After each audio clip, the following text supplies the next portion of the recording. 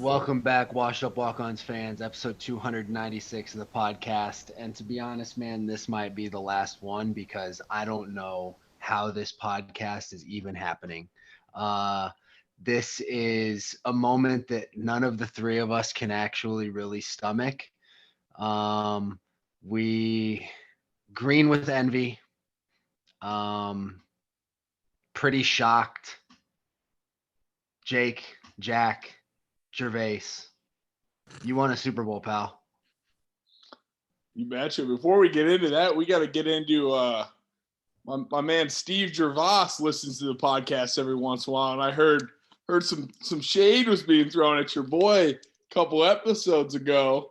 We've been calling you Jack for fucking 2 months. I know, but he said this. There was about a 10-minute rant. I was being called a sewer rat, a cockroach. I don't know if that's a good thing or a bad thing. It's a good. Oh yeah, but if we I were can't, shitting on you pretty good. if I can't defend myself, you got to tone it back or have me on so I can defend myself at least. Jeez. Here you are, punch back. You've heard the sewer rat comment from Coach Morgan, right? Yeah, sewer rat, and then I heard the Wi-Fi got brought up too. Just all No, but I mean, like, you can't kill a sewer rat. You can't kill, won't die. That's what Parker Hesse always says. Exactly. That's where Parker got it from. Dude, tell me you have better internet out there in LA. Tell me you're paying for like at least, the average package, Everything's a little more expensive out here in LA, so it's not in a good way. I'm crashing at a buddy's spot right now. Oh my God. Wait, so you won a Super Bowl and can't even afford an Airbnb? No, I had a long story. I mean, are we jumping straight into it or what's Get into it. the flow? No, we got long story short. This is a conversation between four buddies, and we don't really like you that much. But welcome. There's no agenda. Go where you want to go. Mutual feelings besides Kev. I love Kev. But long story short, after the season, we had all that stuff. My wife and I, Haley and I, drove to Austin, Texas, because that's where we're moving. I flew back here to have surgery. I had surgery on Tuesday, and I'm crashing at a Dude, buddy. you never told us what you had surgery on. Yeah. Yeah, I got a minor Liz Frank. I felt a pop in the first punt of the third quarter against Tampa.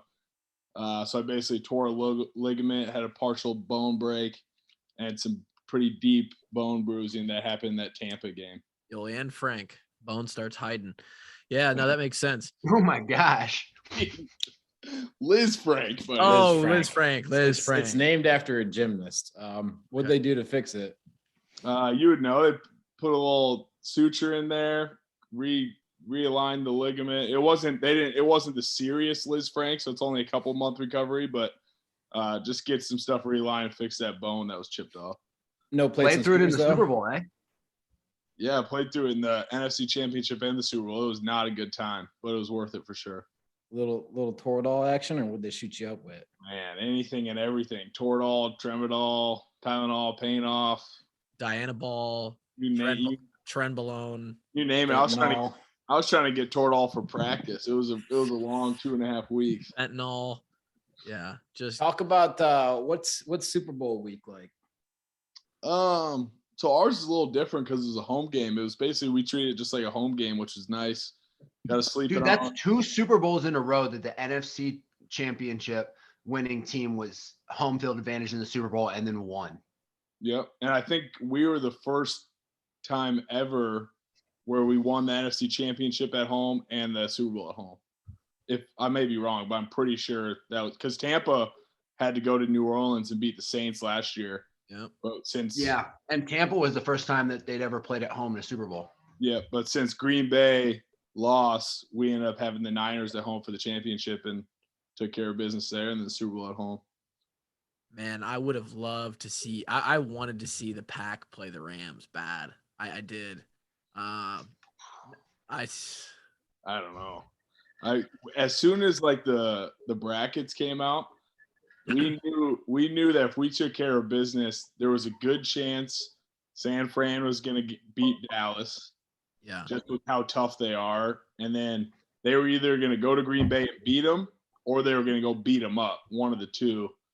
And obviously that blocked punt, the old lawn snapper, needed a little help from his PP there. That was a tough look for the specialist there on that play. Dude, he got ran through. Yeah, it was tough. Yeah, I actually know him. He was here during camp. And he was Iowa snapping. State guy, right? Iowa State guy. Yeah, he was here during camp, and he good Fucking guy. He just needed a little help from his PP and his guard, and they left him high and dry, and it's a bad break. Not really an athlete. Pissed down his leg. pissed down his leg. I'm not gonna Fucking- say he's got more hair than Kluber though, so he's got something going right. And you know what? He snapped in more NFL games than me, but I don't know if that makes him any better. I'm willing to bet that you put me out there, I stick my leg in the ground, and I don't look like a pussy. 5'10", but I'll stick a leg in the ground and make sure that we don't get something blocked, huh? This is coming from the guy who had 0 blocking responsibilities for his last 3 years at Iowa. 0. It was always on the weak guard and strong guard. You did nothing. You free released. Yeah, and I was the first one down the field, fast as shit. You watched a movie for the first time today. That's shocking. I saw on your Pulp Fiction. What'd you What are your think? thoughts? It was good. I think I need to go back and watch it again to appreciate it. Yeah. Did you understand the timeline? There is no timeline. It's like a bunch of, as my movie critic friend pointed out to me, it's a bunch of like non-linear moments thrown together. So it's the same story. It's just different parts of the story. And you see that if you got to watch it a couple times. Yeah. So I need to go back because he was explaining to me through his eyes, and he's like a movie critic, and he says it's like his favorite movie of all time. I like it. There's some all-time like one-liners by Samuel L. Jackson, and then the whole watch story about POW getting out of that and all that stuff. But it was good. I need to go back and rewatch it to, I think, appreciate it. Kevin and I have a couple of real favorite scenes from that movie. A few of them. Good movie. I'd put it up in my top 5 probably. Yeah, see, it's not there for me. I don't know about top 5, but I really appreciate it. I watched Once Upon a Time in Hollywood too this morning. That's a pretty fun movie. Yeah, Is that what we're doing just to rehab through? Is just watching movies right now? Yeah, we're on the Quentin Tarantino grind. So what? The wife left you? She The wife didn't want to support you in your time of need. She did not leave me. We made a mutual decision. She is actually in Iowa City packing up our house right now, getting ready for the move. Instead of being out here and sitting on the couch all day, she's being productive, and I'm hopping around on one leg unsupervised, but I'll be all right. And you've got no responsibilities right now. You're not doing shit.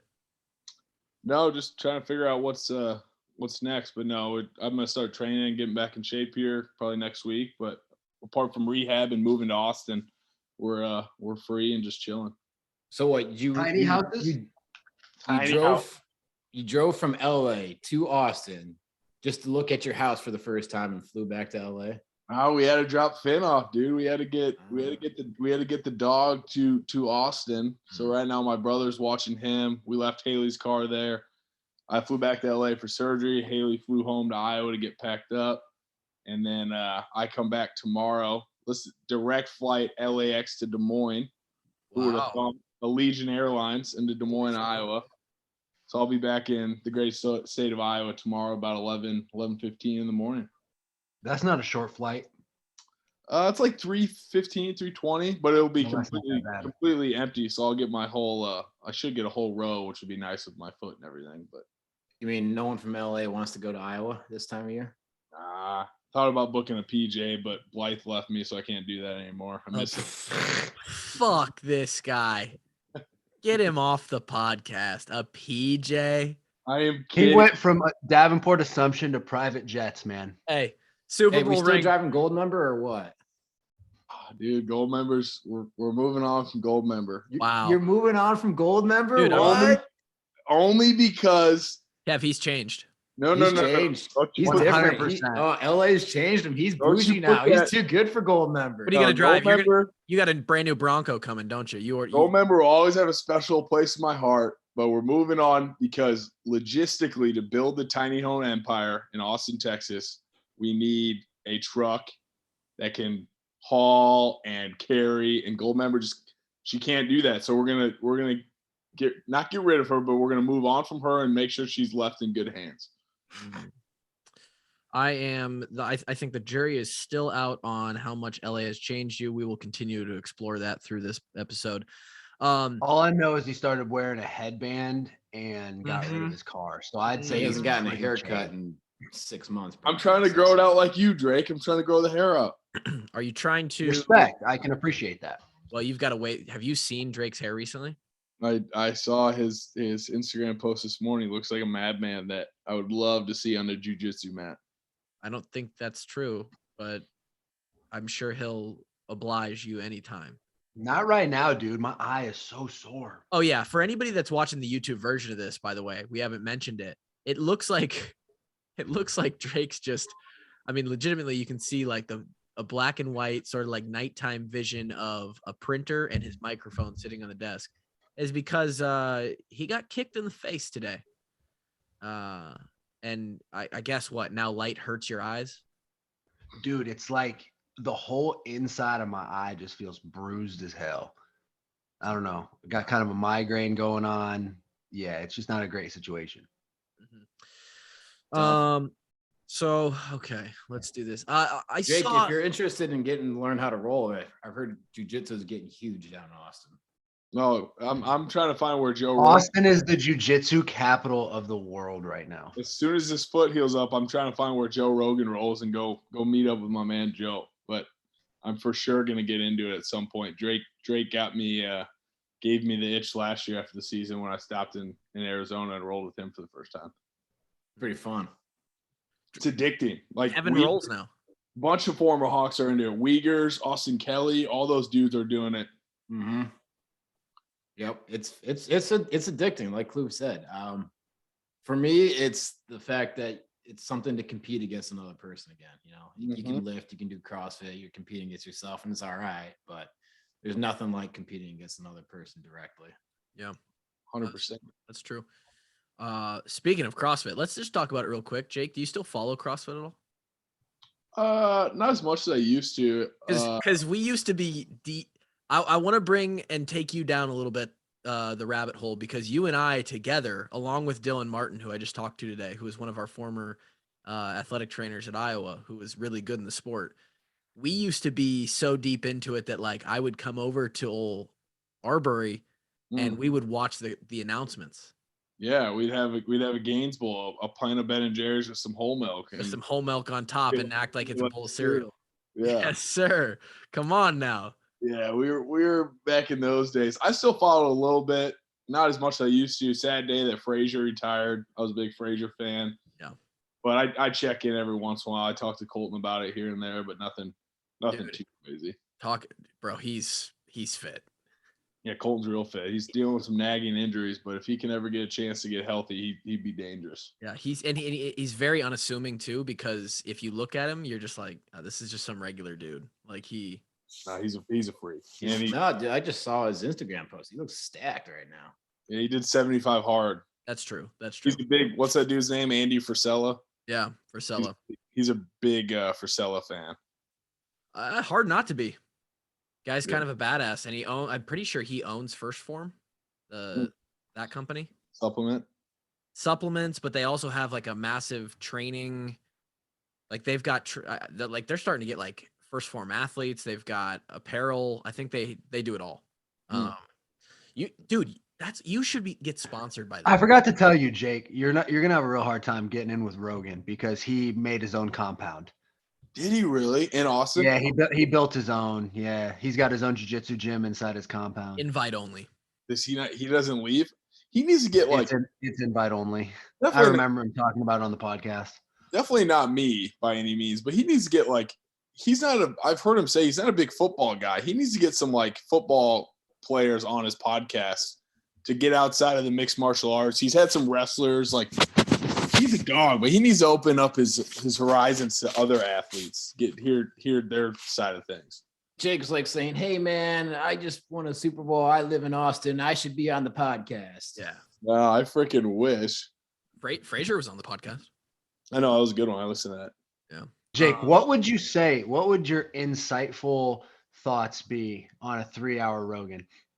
Man, I don't know. He gets too deep for me personally. It'd just be fun to just and not even be on a podcast, just to like hang out with him. He seems like such a good dude. Yeah, well, he came to Des Moines last year, and I saw him. It's a comedy show. Yeah, in the well.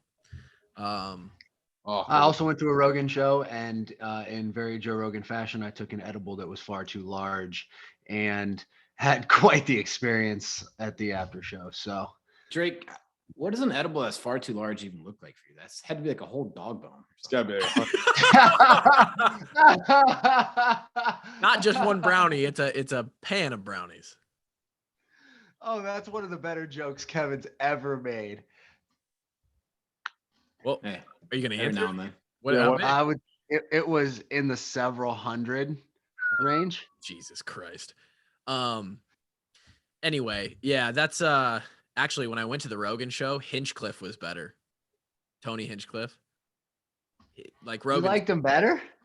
Oh, Hinchcliffe murdered the night we went and saw. Oh my God. I don't even know who that is. Who's Tony Hinchcliffe? Hinchcliffe? You don't know Tony Hinchcliffe? Bro, he's funny. Is he a comedian? I'll have to look him up. He's an Austin guy. Yeah. I'll have to check him out. He does Kill Tony in Austin. You can go to one of his live shows. Yeah. I'll be there. That's what I'm so excited about getting to Austin. There's so much stuff to do, like bars, music, food, trails. It's gonna be awesome. Jake, you are. Well, I'll talk about it with you after the podcast. You got to start getting some sponsors, taking advantage of that pro athlete fucking life. You need more endorsement deals. I'm gonna be your agent.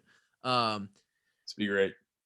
Before we Dude, you can definitely get endorsement deals just because you look exactly like a really good player. Yeah, like why are you not his crash test dummy in all of like his stunt double in all his commercials?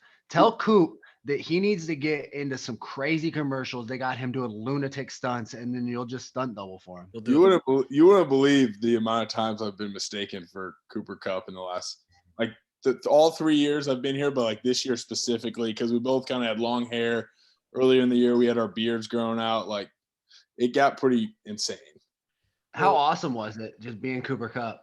Man, I go along with it. Oh, all the time.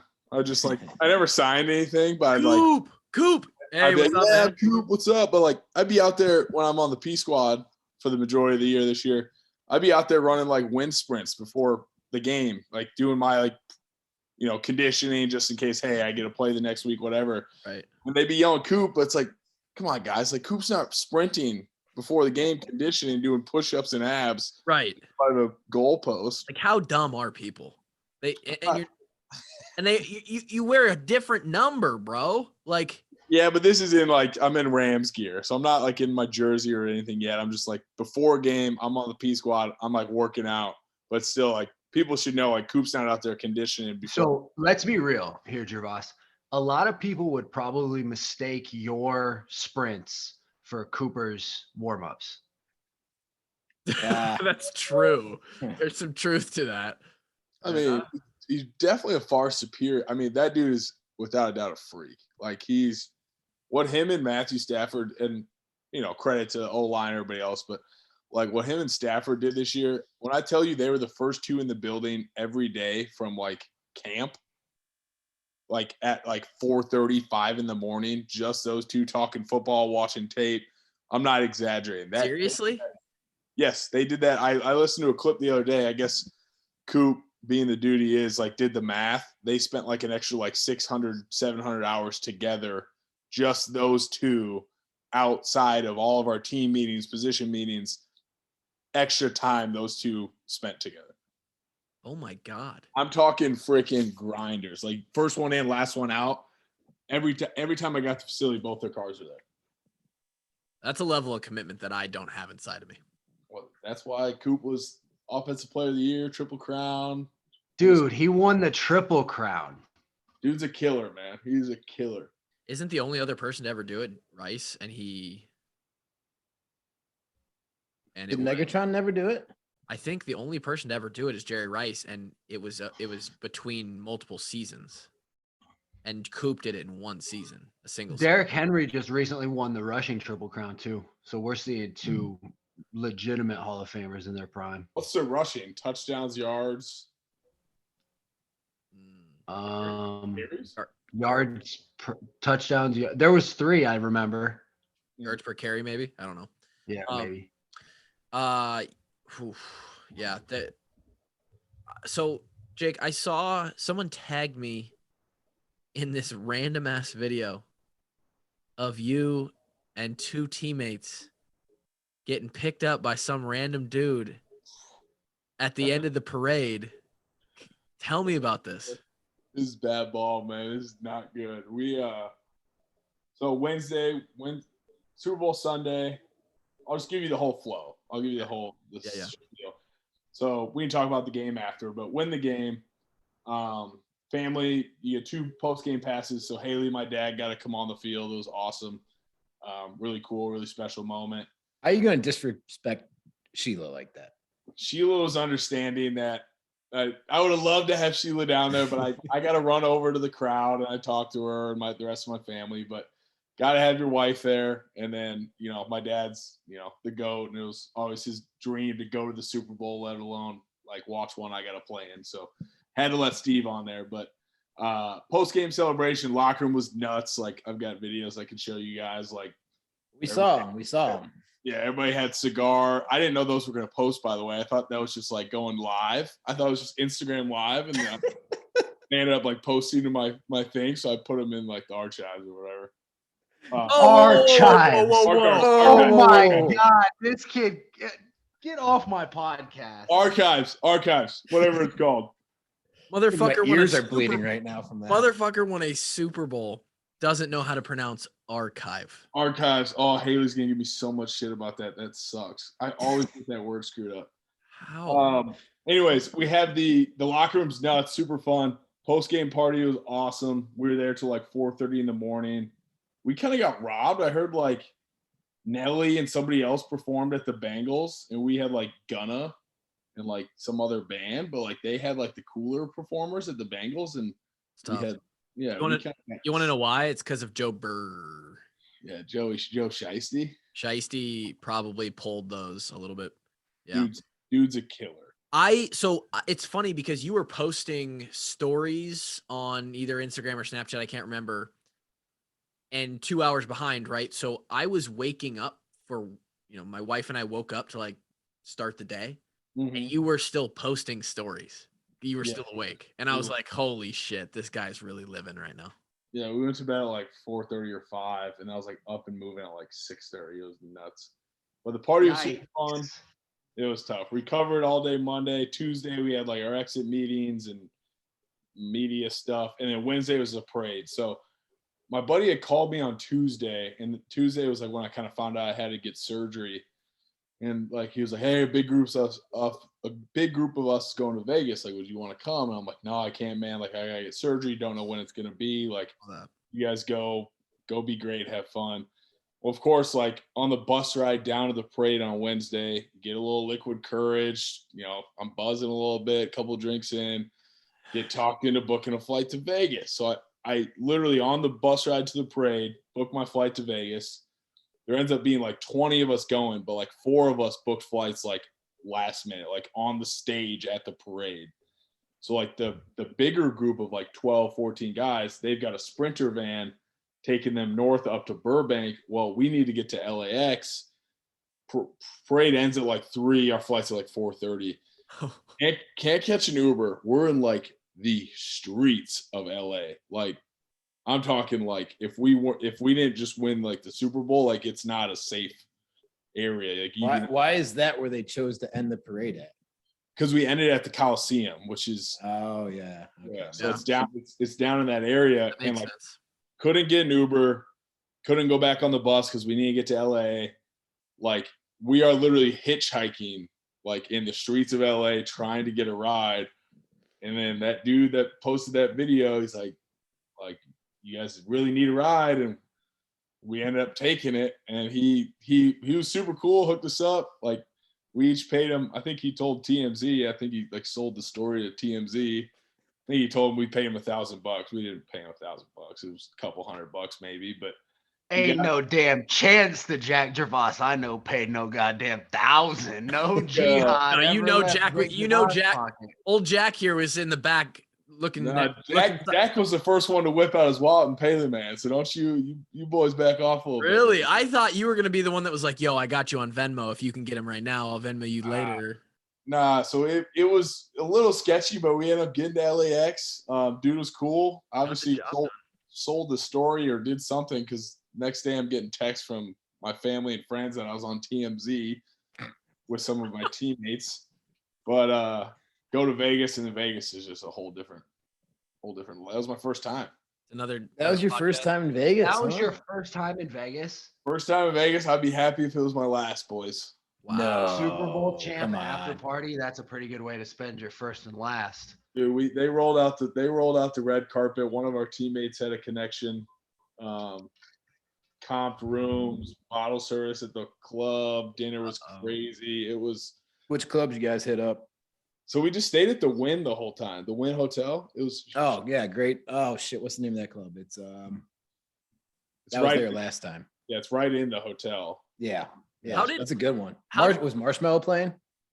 No, I don't think so. But they had cut out Ram signs and bottles, and it was absurd. How did wifey feel about this last minute trip to Vegas? Or she was full go green light. Wow. Dude, he just won a Super Bowl. What do you mean, Kluver? Yeah, this isn't your fucking boring 9 to 5. Oh, Lauren, can I go take a vacation? He just won the Super Bowl. So I'm going to Vegas. You got to ride the high. She was all for it. She was a little stressed because we were getting our lease was up on Saturday. So we had to get the apartment cleaned out. But no, she took care of business and let me. It was literally a 12-hour trip. I landed the next day at noon. Man, holy shit. All right. How's Haley like in LA? How's she adjusting out there? She liked it a lot more this year because the COVID stuff was backed off a little bit. So she was able to meet a lot more of the wives and girlfriends and fiancés. So they had kind of a little group she hung out with and went to the games with and did dinner parties and all that stuff. So she had a really good time. And I mean, we're only out here for the season. So she was ready to get back home after the season, as am I. But no, she had a good time. What about our man Finley? Our man Finn, he loves LA. He can go to the dog park every day. He's got friends out here. He's only that little bastard better know how much we like him because he's the reason we got to drive back and forth. Otherwise, I'd be shipping the car instead of making these 26-hour drives. Yikes. Talk about the end of that parade route, and you're like, oh shit, we're in a not so good part. Do you remember Jacksonville? And me, you, and Dylan found a CrossFit gym across the water and then got stuck. And we're trying to make curfew early on in the 2014 Bowl trip. God, you got a great memory. I know you're not leaving me out of this, Kluver. Drake, you were with us? Yes, dickhead. We rode back with your parents from the putt-putt. Yeah, my dad. Do you guys remember where we were in Jacksonville? No, I don't. Oh, it wasn't good, boys. It wasn't good. I don't know. You got a great memory. I don't remember that. I don't have a great memory. I just remember it because it's related to CrossFit. So crazy day in Vegas, and then or night in Vegas, and then you're back in LA, and it's what's the come down like? What does it all start to settle in? What? Yeah, it's just in a sense recovering, but at the same time it's still setting in that we actually did that. We went and won a Super Bowl and got a chance to play in those big games, and it's a pretty wild ride. The last week or so has been a blur. Oof. But it was almost I don't know, man. It was almost I don't want to say destiny, but when we picked up Eric Weddle, when I tell you this man Weddle, changed our demeanor and the energy, he was the spark plug nobody knew we needed. He changed the whole team? This dude came in 750 days off the street, played 20% of snaps, 70% of snaps, 100% of snaps. This man had the green dot in the Super Bowl. He was calling our defense. Oh my God. 2 years out of retirement, led our team in tackles, played 3 quarters with a torn pec. Yeah, I did see he was down in the first period or first quarter. Dude, this dude is all time. When he first got signed back, he got signed back on Monday. Haley and I, because we got pretty close my rookie year. Haley and I had him over for dinner on Thursday. And he was like, dude, I don't know. It just seems like destiny. my agent asked if I want to come back, and I said, like, you know, might as well. Like, who else? And his agent was like, who else could do this? And then you look at like the storybook ending, like the way it worked out for him and our team, and like the energy he brought. It's freaking wild to be a part of. Now, talk about destiny. Now, everyone's talking about how the Rams went all in on this year. How do you guys feel about the future of the LA Rams? How's the destiny look for next year? Hey, you saw AD, man. He said if everyone comes back, he's back. You see Les's shirt? No, I haven't. Our GM, he's got a shirt that says "Fuck them picks." He wore it at the parade. That's a great shirt. That's a great shirt. I honestly, I've got no idea how it's gonna work out. I'm not even thinking about that. It's just somehow. What is the situation? The team doesn't have any first round picks until like 2025 or 2026. It's a while.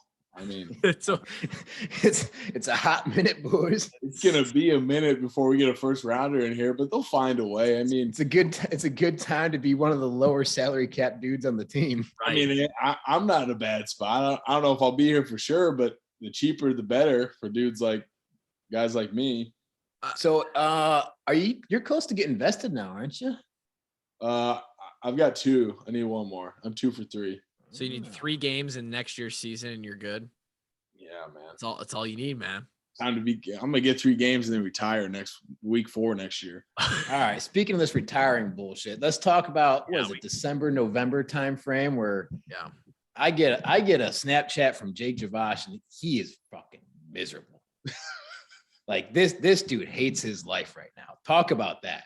I had to talk this dude off the ledge. Well, I'd like to go all the way back to when we had you on last year, and we kind of talked about you bouncing on the P squad, bouncing off. Like, take us through the entire offseason and where your head was at all the way through.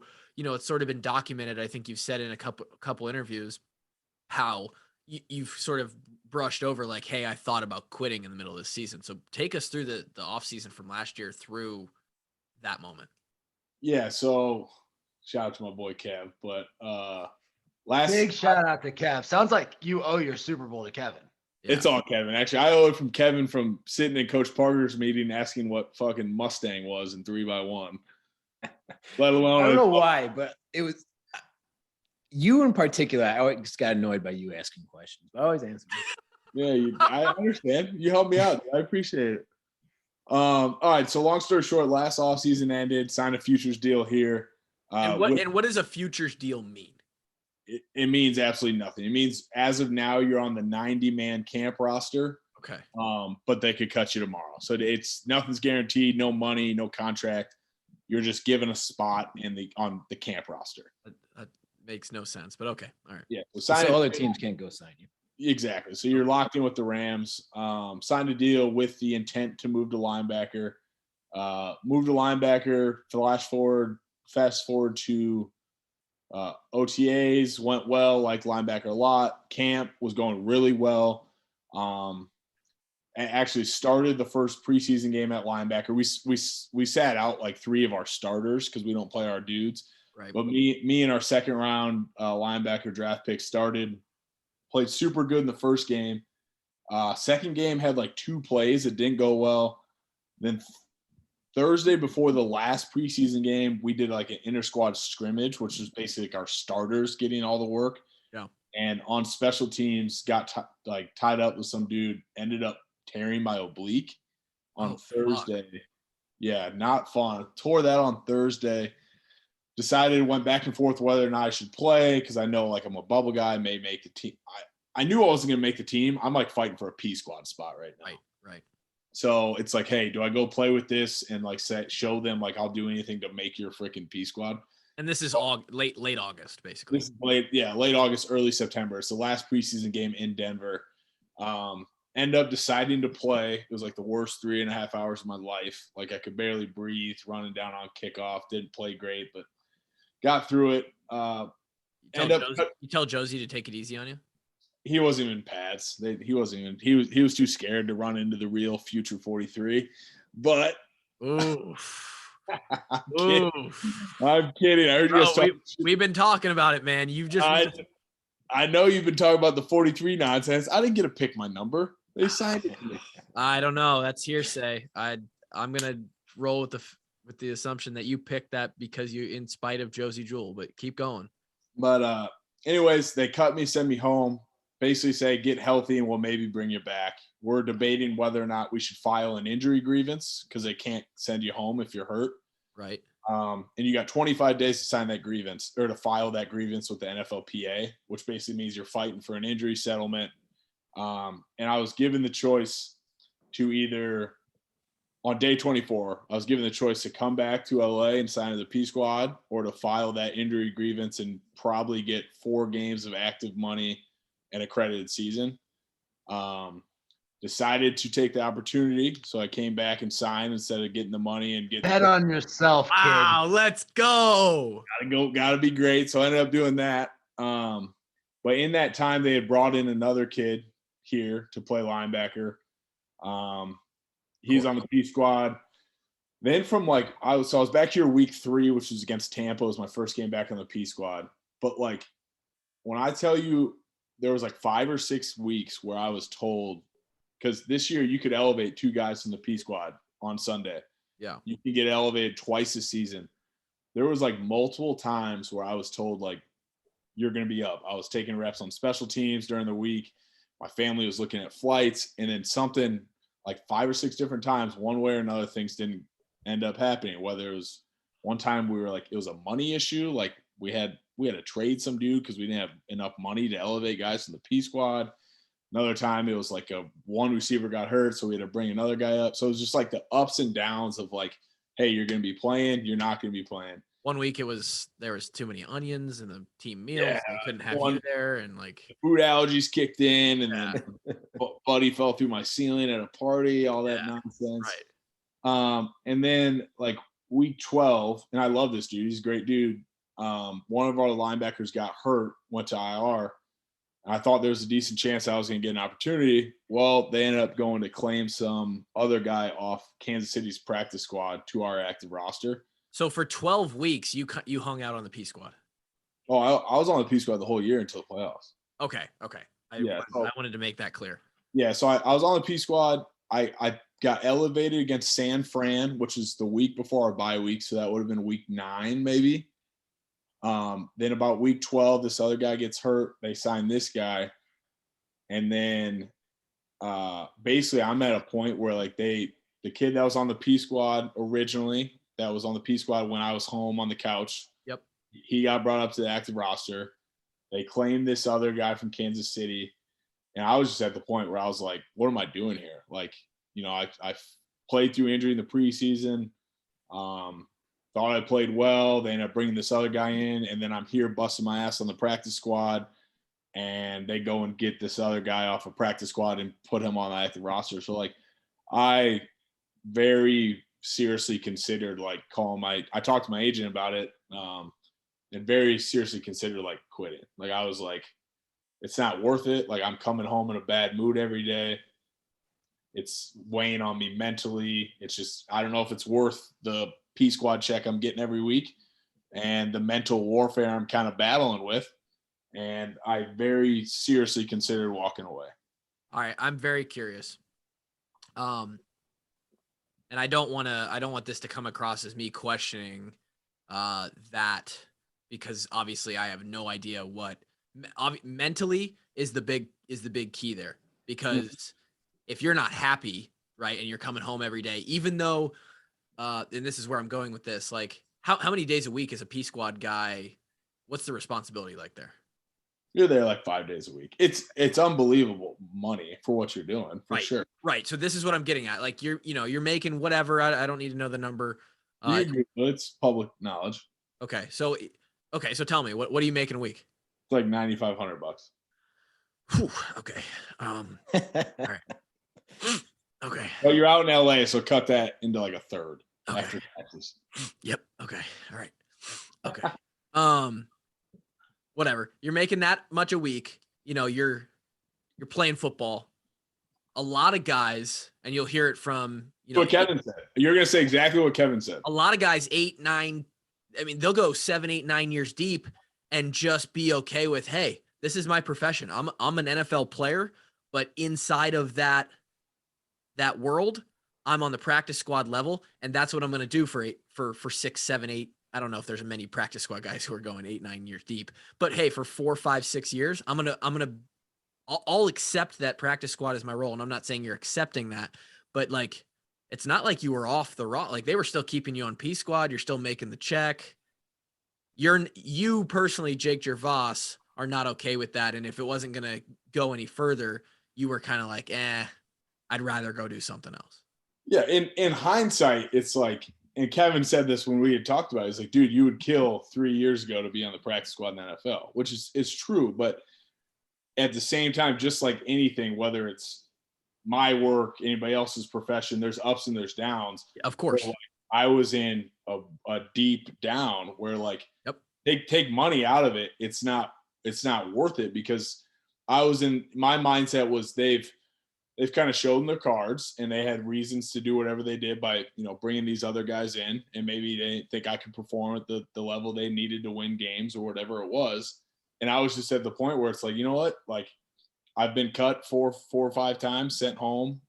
For some reason, they keep bringing me back, and I just don't know if it's quite worth it anymore. Yeah. And in hindsight, I had awesome friends and family. My parents talked me off the ledge, but just like anything, shit got pretty dark there for a while. It was like, dude, I'm not in a good spot.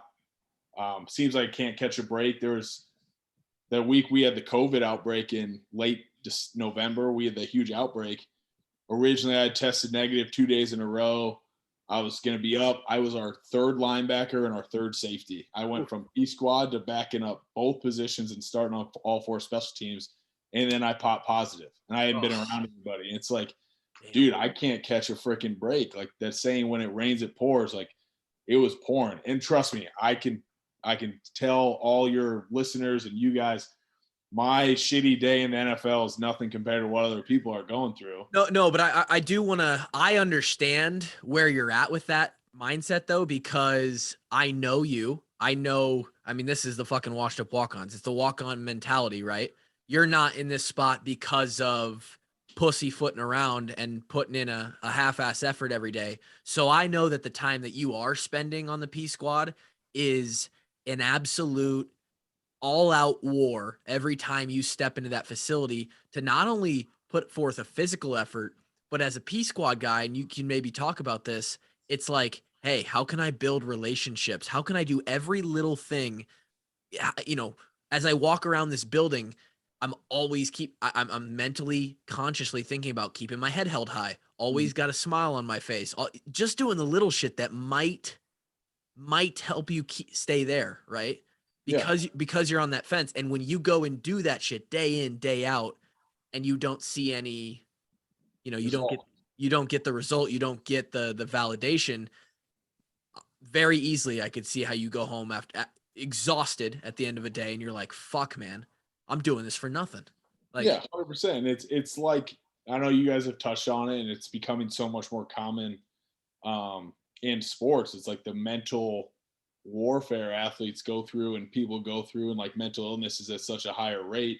Yep. And like, I don't want to say I have a mental illness, but there'd be days where it's just like, damn, man, like I don't want to go into work today. You were depressed. Yeah, you were depressed. I don't want to get out of bed. And it's like, it sucks, but it's becoming more common, and people are talking about it. And I'm not afraid to talk about that. There are some dark days, and without my family and my wife, there's a very good chance I would have walked away, and then I would have been sitting on the couch February 13th watching the Rams win a Super Bowl. You know what I mean? Oof. And my agent texted me in the locker room, could you imagine if you would have walked away from this while we're celebrating? Like, I had FaceTimed him. Oof. And then we hang up the FaceTime. I still got my phone right away. Could you imagine if you would have walked away from this? It's like, thank God I did it. What do you talk about a dark place? Such an insane roller coaster in just a matter of like 10 weeks of real life or 12 weeks to real life. Yeah, and like you guys experienced it at Iowa, right? It's like you guys are busting your ass, working out every day, doing everything you can, paying attention to those little things, and then somebody else comes in and they automatically jump you on the depth chart, right? There's like no worse feeling where I'm doing everything I possibly can should find a way to help the team or carve out a role, and they're going to choose somebody else. And like those other dudes, they're my friends. We're in the linebacker meetings together. They're good dudes. Yeah. But it still hurts. It doesn't make it any easier. And I just got to that point where it was like I was really struggling. Do I want to push through this, or do I want to keep doing this and be a shitty husband at home, or be a bad friend, or be a bad teammate and a negative guy in the room? Or should I do what's best and walk away? And that, not that that was the best answer, because I ended up, I found a way to kind of, you know what, it's out of my control. You're in the NFL, you're living, you would have killed for this spot 3 years ago. Like, you know, dark days are going to get better at some point. You found a little bit of closure. Yeah. You got to find a way to push through that stuff. I can't believe that therapist Daddy Kev stepped in and was actually a vital part of that. I wouldn't say it was a vital part. It was a Snapchat. I love Kev. I think it was a Snapchat that basically said, like, get your head out of your ass. You're in the NFL. That's pretty much it. Yeah. I had also had a rough day that day. I think I spent like 14 hours in the OR, and Jake snapping me about how much he hates his life, and I didn't want to hear about it. And you got a quick fuck you from Kevin, like, dude. Probably it was well deserved too. Wow. That's I mean, I don't know if we can give much better content than that, boys. I mean, that's a fucking story and a half. Here's where I'll go with this, and not to be Debbie Downer, but like, you're fucking still, you're grinding. You're still grinding. Not shit's changed, boys. It's still a walk on. I have no idea I think I'm an exclusive rights free agent, whatever that means. Holy shit. I don't even know what that means. My agent will kind of let me know, but no, nothing has changed in terms of like, I will and continue to be a bubble guy. Yeah. Year in and year out. I'm fighting for roster spot 49 to 53, and then somewhere on that P squad mix. You just got to find yourself on the field for 3 separate games this year, and then whole lot stress off the body. Well, yeah, the cool thing was this year was like, so I got elevated week 9 against San Fran, we lost. Got elevated week 17 against San Fran, we lost. But then with some injuries that happened, I ended up getting signed to the active roster to start the playoffs. It's like during the playoffs is the first time in my career where I've been able to like establish a routine and like play consistent games and put good stuff on tape. It's like I finally got like a little taste of what it's like to like actually play. Like, hey, you're not playing week 2 and then week 14. It's like I got to play in 4 games in a row. Yeah, I was a little banged up, but I still was able to go out there on special teams and compete, put some good stuff on tape. So it was fun. And it was in the fucking playoffs, man. Like, Yeah. What was the lead up to the Super Bowl like, dude? Like the whole week, the whole 2 weeks. Dude, so that's why we got lucky since we were at home. It was a normal, obviously for our bigger name guys, they had all the media stuff and obligations. Yeah. But for me and like most of the roster, it was like a normal. Don't try and tell me life just felt normal when you knew you were about to play in the Super Bowl. Dude, I'll tell you what, I was watching a whole lot of punt protection, boys, because Cincinnati had a good little punt rush that had your boy nervous there at the PP spot. 43 was sweating a little bit, huh? 40. That was the one special team that you get nervous about when you're in that kick side A gap and you got to protect, 12-year vet Johnny Hecker from getting. Ooh. All right. I got. Speaking of our man Johnny Hecker, I've got a grievance to file. I need you to pass it along. So I'm a gambling man. I put in a little wager on your little. I'm Super already Bowl. getting ahead of this. I forgot about this, Kev. No comment. Did you Total say points in the first half under 24.5 hit. Rams money line hit. Spread first half Rams minus 2.5 hit. Tyler Boyd over 38.5 receiving yards hit. Matthew Stafford over 2.5 pass touchdowns hit. You had a good day. Total points by the LA Rams in the first half over 13.5. Johnny Hecker drops the snap on an extra point that he's done a billion times before. I was with Johnny Hecker on Monday night both hungover, and he was getting Venmo requests on his phone from gamblers. My God. Asking for thousands of dollars. Well, he owes me $1,000, dude. That's unbelievably cool. So send me his Venmo because I'm going to send him another request here. That was Kevin. It was Kevin who was sending him requests. Yeah, he was sitting there like, dude, I'm getting Venmo requests on my phone. Like, these people are nuts. What was interesting about that too is like the snap wasn't bad. He caught it and put it down, and the bottom edge of the ball slipped. It was almost like it was too. That's a rare. The way that he messed that up is rare, and I would love to talk to him. He's the best punter in the world, babe. Super Bowl champ. He is an elite at kicking a football, and now he is a Super Bowl champ. And you're a Super Bowl champ, man. You're gonna get a ring that's about the size of a baseball. You know that, right? Oh, I can't wait. It's gonna be awesome. Are you selling that ring to expand the tiny house empire? That's gonna buy me like 3 tiny homes when I sell that thing on eBay. Unbelievable. All right, I want to move to the tiny homes and we can talk about other shit. I do want to go back real quick, all the way back to you said in that first, because I really get curious about the psychology of this.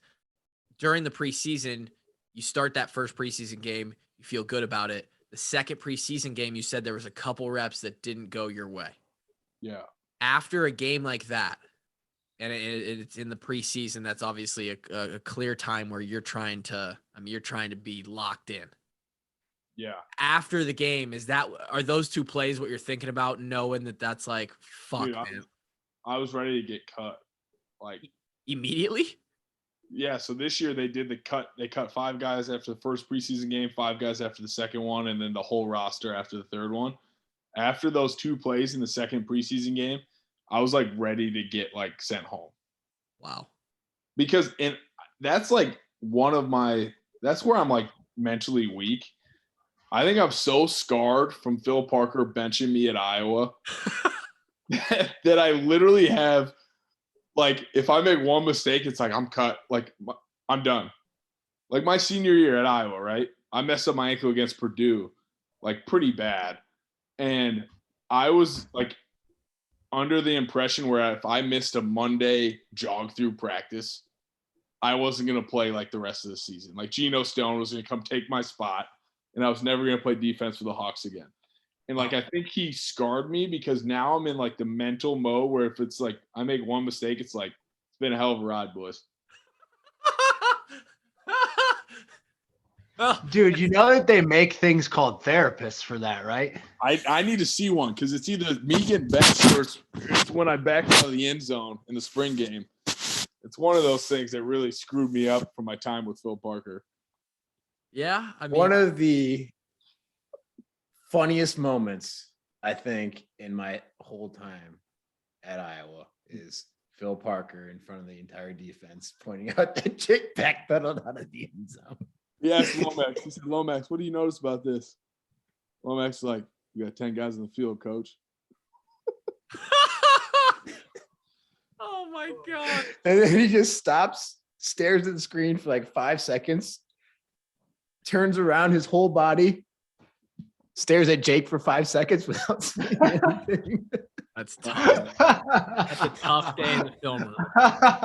Still have nightmares about it. That was early in your career too. That would have been 14 or 15 spring ball. It's like my first practice ever. It would have been like 15 spring ball, right? Yeah, I didn't practice all camp my first year because my shoulder was like the next spring ball. So it was spring ball 2015, my first time in shoulder pads. Ridiculous. Wow. And now you got a Super Bowl ring. Oh, fucking life's crazy. Did you have you talked to Phil? Nah, I haven't talked to Phil. I talked to a couple other ones. Phil's more of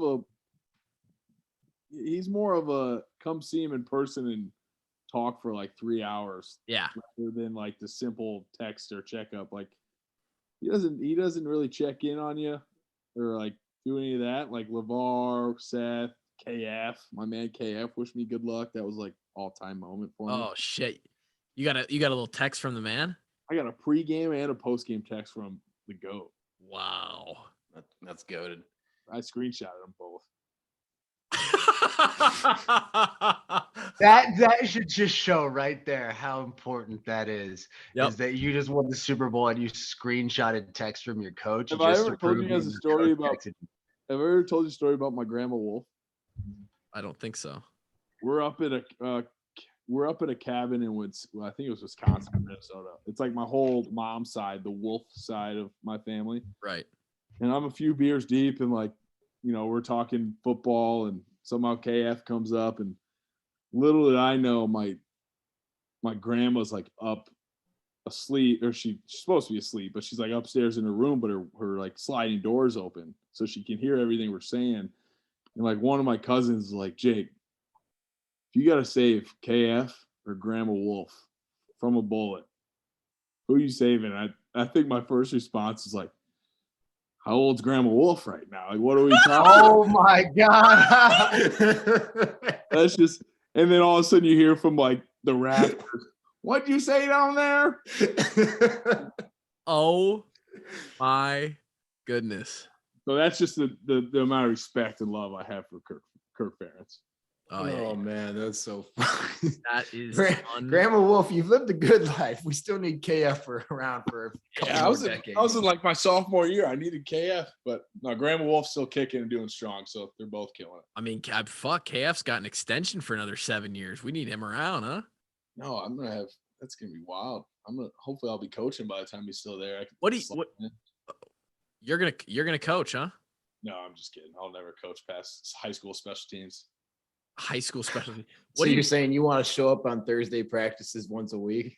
Once a week, a little combat drill, 2-gap, we'll be good to go. Combat drill at a high school practice on a Thursday. Walk through. I don't care if we don't have the pads on. We're running it. Let's go. Set up the cones. Holy shit. So what's this? You're moving to Austin because your brother lives there? Yeah, so I've always wanted to get out of Iowa, and I've finally convinced Haley.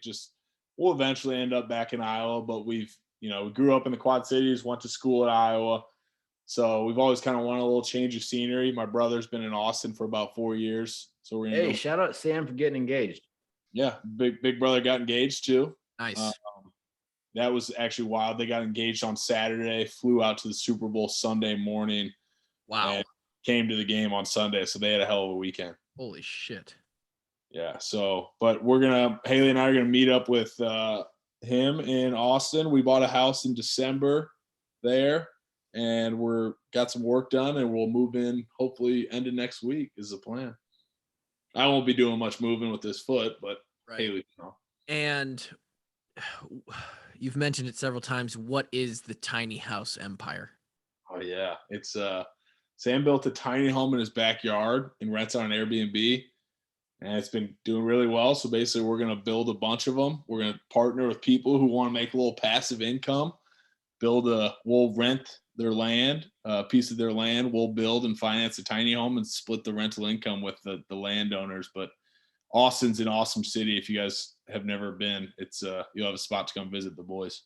I'll be down there in July if you're around that time of year. Should be around. I think my boy Ben Neiman's gonna come visit. Actually, like the first week we get like moved in, he's coming. He's gonna come down like a week early to stay, and then his Nick's got his bachelor party.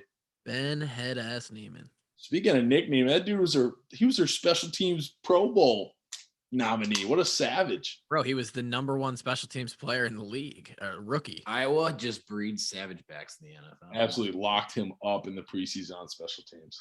Don't even get me started. Dude, I think there's multiple people on this podcast that today still think that they could bully Nick Neiman.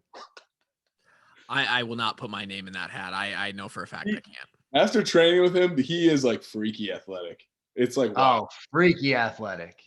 Yeah, I don't know where he's the I better can't take the kid seriously. He always just has that goofy ass smile on his face. Well, shit, grin, the Neiman smile. Exactly. Better, more athletic Neiman. Better, more athletic Neiman. We need to get Nick on the podcast, although he's not really a talker. I mean, no, you could get him to open up. Yeah, you could. find a So, way. so the tiny house thing is like legit. You're gonna turn that into a legit like LLC that thing and start a business.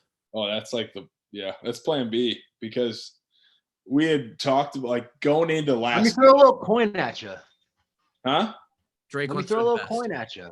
Well, let's be great, because my plan is I'm gonna start getting my real estate license in the next couple of weeks, I think, because the idea I had was we partner up with some of the people I've gotten the chance to know in the NFL. They buy a house, we buy and build the tiny home. We got 2 Airbnbs on one property and just kill 2 birds with one stone. And Gervase Ventures is the property management company that we'll have running those. So we've got things lined up. But it all started. Yeah, let me throw a little coin at you. I'll take a little coin, Drake. It all started because like I told you guys, I'm a bubble guy, right? So like I wanted to, Haley and I like don't want to keep sitting around and be like, oh, let's see if you make a team. Like Right. We need a plan B. We need something to fall on. And the Austin, Texas tiny home empire is the move. Wow, incredible. Exciting stuff. We're gonna go be great. So why? Okay, back to the why All don't right, you? all right. I mean, I know this is like your thing, but like, have you like trademarked "Let's Be Great" yet? Because Right. Yeah. you've said it no less than 30 times on this podcast. Like Well- why are there not Gervase t-shirts out there with a badass wolf on the front that say "Let's be great"? No, that's an Eric Weddle thing. So just being back around him, it's like I've been re-brainwashed by him. Every morning I'd be sitting there getting treatment at like 6:30, and he'd waddle in there with his walker and be like, "Let's be great," like 6:30 in the morning with uncontainable energy for a 60-year-old football player. You just disrespected him horribly in that sentence. No, I'm just kidding. The best part was his first day back, because he was on our P squad, right? Like we just elevated him every game. He was like, "Who would ever thought I would be on the practice squad and you would have weaseled your way onto the active roster?" Wow, that's hilarious. Tough times. Yeah. I hate to. I mean, like you've heard in our other podcasts, we really do hate to give you credit, but that's your life, man. Your life the last few years has been pretty unique. Some would say. A lot of ups. I and don't downs. know that we can go forward with this podcast, like I said in the beginning, because we just gave Jack Gervase way too much credit. And now that you're a Super Bowl champ, life just doesn't seem right. So I don't know if with this, I don't know, man. How does this continue? It's just like Coach Parker always said: anytime Kev or I got a pick, blind squirrel finds a nut. It's all about getting lucky, man. Right place, right time. You just gotta try and get as many nuts as you can. Man. And how about the whole Jack Gervase thing by Hawkeye Football doing me dirty? Hilarious. The We've been amount of running with that, dude. disrespect. You got fucked. Hilarious. Tough times. I No, saw you know what the funny part is yeah, you had to try to, swing your dick around and say, "Oh, my name is Jake and I'm on the active roster now." And then then we couldn't let that slide. Now your name's Jack. It has to be Jack. Yeah, now it's Jack because you tried to one up the graphic and I was just having a little fun on social media, just like you guys do. I'm just trying to stay away from the cancel culture. It's so dangerous these days. Nobody's safe. I'm still potentially gonna name this episode Jack Gervase. I mean, I'll be honest, it's still an option for me in my mind. That's okay. Just take out the old archives thing. Make sure you edit that. Oh fuck no, that's There's no chance that's coming out. Edit that out for your boy. Episode 1 with Gervase was the onions. Now it's the archives, and actually, that's funny. How are you guys? How is Washed Up Walk-Ons doing? Give me your spiel. How many followers you guys at? What's the average listener? You guys just raking in the cash or what? I have Not no at all, idea. dude. Kluver's We're ready got to all shut it these, down. these numbers. I'm pretty sure he's embezzling from the business. I'll give you a quick rundown. Drake said we're ready to shut it down. Yeah, Drake is at any point ready to stop podcasting, never get on here again. He does not care about the brand means very little to him. The loyalty of the Patreon followers, the consistency of the show. He's ready to shut this bitch down at any point. There's a lot of other walk-ons out there that could, yeah. Kevin shows up actually a lot of recently. He has probably a slightly better rate of attendance to this podcast than I had to Swahili while we were at Iowa. And he provides probably the best insight, but he's either here or not here. Smart guy. I am both the least valuable on the podcast and the one who likes to talk the most. I run everything behind the scenes. Kevin and Drake see none of the financials. I embezzle all the money, use it to buy fitness equipment for my garage. And I've basically just been trying to keep that front going for going on 4 years now. So, and literally everything he just said is completely true. Yeah, he didn't feed you any bullshit right there. So that's just what it is, man.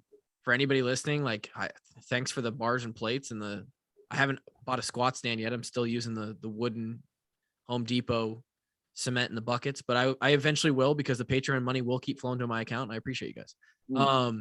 I'm kidding. We got to I don't know if you saw this, Gervase, but we got to donate $17,000 to UI Children's at Christmas. That'll be great. Let's go. And here's a little secret: this year is going to be way better. Yeah, should be a lot bigger. For those listening to this podcast, you can be part of that donation by purchasing the merchandise that we sell. We just restocked on hawksbymillion.com or the washedupwalkons.com. If you want to hit up the Patreon and get an extra episode from Drake and I each week, and a bunch of other perks. That Patreon episode is the only reason I'm still around. Yeah. And half of your subscription there also goes to the Children's Hospital. So that's sort of the driving factor behind this. And I'll be honest, the stability of this show is far less stable than most fans who listen to it would like to know. Hey, Gervase, you have more stability in your future NFL contract than this podcast has on any week-to-week basis. Freaking right. No chance. Yeah, no, that's 100%. Walk-on Army's strong. It is strong. It is strong. But the leaders are not. The leaders are weak and just they have a lot of things going on. I will say this: we've got a new walk-on shirt coming out. It's very similar to Kevin's shirt. The two-tone there. It's black with a dark gray letters. It just says walk on the front, and on the back it says everything earned. And we will get you one of those for sure. I need one of those. And then I'm definitely going to hit you guys up when I get we are having Rally for Reed football camp number 2 this summer. Yeah. Promote that. So don't have a date picked out quite yet, but we're going to be doing that again this summer in honor of Reed and raising money for his foundation. So I'll definitely hit you guys up to give us a quick plug whenever I get that date figured out and some more details. 100%. But we're definitely not cool enough to go be coaches again. No, we're gonna need everybody on deck this year. So don't you worry. You'll be getting a text message inviting you to come to Davenport for the day. Yeah, definitely come on, and we'll do an episode promoting that exclusively. As far as now until then, what's the plan, man? What's off-season training? You're gonna find a place in Austin and just be great, or what? Yeah, I think I've got a physical therapist lined up there to help out with my foot, get that right. Should be good to go. And the old Anne Frank, huh? Yeah, that's not even funny. How about, hey, by the way, how about Russia invading Ukraine today, right? It's 2022, man. It's wild. Rest in peace to my people, man. Wait, what? You got people over there, Drake? You're Ukrainian? The Ukraine is where my blood comes from. Really? Yeah. How did I not know that? I don't know, man. Holy shit. Well, anyway, that's probably another podcast, but yeah, you got a PT, do you have a spot to train? Yeah. So I've been recommended a couple gyms. I'm going to go check them out when I get there. I think I found one I like, but I'm going to be getting a little Nick DeMarco programming sent my way. Knock out his programming. Smart man. Best in the business. Put a little CrossFit in there, huh? He's such a savage. No, he'll get me right. Hopefully with his programming, find a spot to train, try to start getting my real estate license, and then football. I mean, OTAs are in like what feels like 2 weeks. Like it's wild. It's like middle April, so it's gonna be a quick little turnaround. But you get a quick little 8-week heavy cycle, and then you're back on the field. Yeah, not even that. It's gonna be by the time I get settled in Austin, it's gonna be like 4.5 weeks, and I'll be back out wherever. Which is crazy because 4.5 weeks of training is like literally nothing, man. Can't do anything. No, it's what do we do at Iowa? It's what do we start every offseason with? It's 8 weeks before spring ball. I know, but what was the program we always GPP. Yeah, well, GPP and like eccentric pause stuff. That's all you can do. Well, Build a base. But like in the NFL, we just talked about this on a previous episode. Like you're not, I mean, you are probably, but a lot of guys aren't trying to like make gains. They're trying to maintain, you know? Yeah, I would say that's true. And like even though we're back here for OTAs, like you really don't need a peak again until August. So that's like, 6-7 months away. So you got time. It's just crazy. Like if you make a playoff run, like how fast it really like. Oh yeah. You're in a, like Ben Neiman hasn't had a normal offseason for his whole career. He's played in the AFC Championship 4 straight years. God, and just poor guy. What a sad sack of shit he must feel like, for that. Obviously we could talk a long time. Let's keep it going, guys. I got nothing to do. I'm just out here in LA by myself. Well, what's next on the movie agenda? I think I'm gonna finish Mayor of Kingstown. You guys see that? That looks really good. Yeah, you liking it? it? Good. TV show. I like it a lot. It's with that dude Hawkeye from. Yeah. Jeremy Renner. Have you watched Yellowstone at all? Yeah, finished Yellowstone. Caught up on 1883. How about Blacklist, Gervase? No, that's on my to-do list. Steve Gervase. Dude, Stranger Blacklist is one that you could binge watch with before you get bored. Yeah, Blacklist. I still gotta watch The Wire.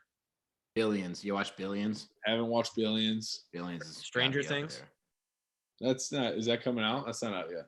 I couldn't get into Stranger Things. I watched a couple episodes and just Yeah, it's not really your thing. You upside down? It's Always Sunny in Philadelphia. Oh, all-time great show. Have you watched the new season, Kev? I'm halfway through it right now. Oh, it's so good. I'm grinding through The Office right now for the first time.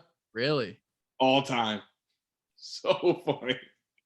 Really? I think I've noticed that people that didn't watch it back when it was like out and stuff and like just go back and rewatch it because there's just memes of it all over the place, don't like it. So really? I absolutely think it is so funny. I've never watched it straight through. I've only caught episodes that are just like on TV. I watched it before bed and it just puts me in a good mood going into bed. It's all time. Kevin's recommendation for a bedtime show would be Grey's Anatomy. He used to watch that a lot. Jake watches Grey's Anatomy. I'm a Grey's fan. Oh, I went through Friends. Friends is a good one before bed. How about Dexter? Nope, couldn't get into it. You don't like the guy killing people? Nah, he's a little too much for me before bed for sure. But all right, well, that's soft, dude. That's soft. really soft. Hey, boys, it's been a hell of a time. Just do me a favor and cut out the old archives, and we'll be good to post this and all that good stuff. Yeah, fuck yourself. And Drake is probably I don't know 7 or 8 minutes away from falling asleep, and Kevin probably wants to go decompress. However, he does that. I'm not going to speculate. Episode 296. We're close to 300 here, and we appreciate you guys listening. We hope you enjoyed Jack Gervase, and like we said, this podcast. I mean, this could be the end. Maybe not. Probably not. We'll see. If another episode appears, hey. Congrats. You're welcome. Yeah. We'll talk to you guys later. Peace.